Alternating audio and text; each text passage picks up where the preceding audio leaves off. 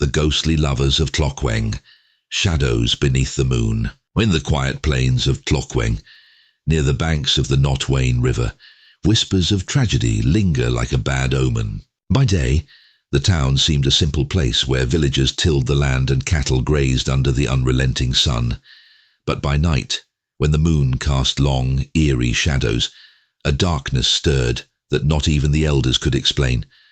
The town's silence was broken only by the occasional howling of jackals, or so it seemed, for those who dared to listen closely could hear something more sinister. The footsteps, two sets, echoing faintly along the riverbank, where no living soul walked after dark. In the year 1885, Tlokweng was on the cusp of change. Colonial powers were edging closer, but the land still held strong to its traditions. The village was ruled by Chief Kagosi Moroka, a man respected and feared in equal measure. His daughter, Kelebogile, was the pride of his house.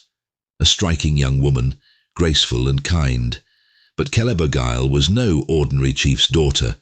She carried the weight of her father's ambitions. She was promised in marriage to a suitor of his choosing, one who would solidify alliances and strengthen the tribe's power. But Kelebogile's heart had already found its match in Tabiso, a herdsman from a nearby village. Tabiso was handsome and brave, but he was a commoner, with nothing to offer except his undying love for Kelebogile. Their romance was clandestine, woven in the shadows beneath the pale light of the moon where no one could see them.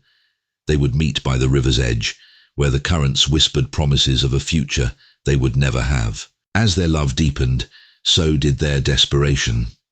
Kelebogile knew her father's wrath would be fierce, but she could not bear the thought of a life without Tabiso. And so, one fateful night, they made a pact.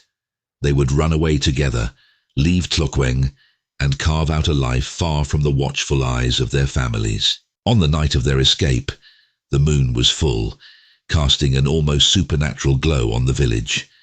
Tabiso waited for Kelebogile at their usual spot, a secluded patch by the riverbank where reeds swayed in the wind, whispering secrets to anyone who dared listen. But tonight, the wind carried a different sound, the footsteps of soldiers sent by Kagosi Moroka himself. Somehow, he had discovered their plan. Before Kelebogile could reach him, Tabiso was captured, bound, and beaten. He fought to get free, screaming Kelebogile's name into the night, but it was too late. Kelebogile, hearing the commotion from afar, rushed toward him, but her father's men seized her too. Moroka appeared from the darkness, his face twisted with fury. The chief, humiliated by his daughter's defiance, sentenced them both to death, an act he believed would restore his honor. That night, under the pale, accusing moon, Kelebogile and Tabiso were dragged to the riverbank where they had shared their dreams. Their hands were bound together in a twisted symbol of their doomed love. As the waters of the Tlokweng River rushed by, they were drowned, their bodies sinking into the depths, their love condemned to die with them. But love that's strong does not fade so easily, nor does betrayal. The very next night, villagers reported hearing whispers by the river, whispers that sounded like Kelebogile's desperate cries and Tabiso's final pleas for mercy. Soon after, sightings began. Two figures, a man and a woman hand in hand, walking silently along the riverbank.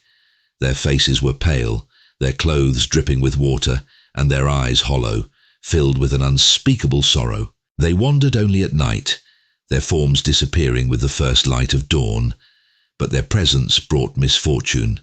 Crops began to wither, animals fell ill, and the villagers grew restless with fear. It was said that the lovers were cursed to walk the land until their love could be fulfilled, but their tragedy had tainted the soil, and they could never find peace. Some brave souls tried to communicate with the spirits, offering sacrifices at the river to appease them, but nothing worked. The lovers remained, haunting Tlokweng's nights, their footsteps a reminder of the consequences of defying both love and tradition. Even now, generations later, the people of Tlokweng avoid the riverbank after dark. No one dares to walk where the lovers once did, for fear they too will be swallowed by the darkness and doomed to wander alongside them. To this day, the legend of the ghostly lovers of Tlokweng endures.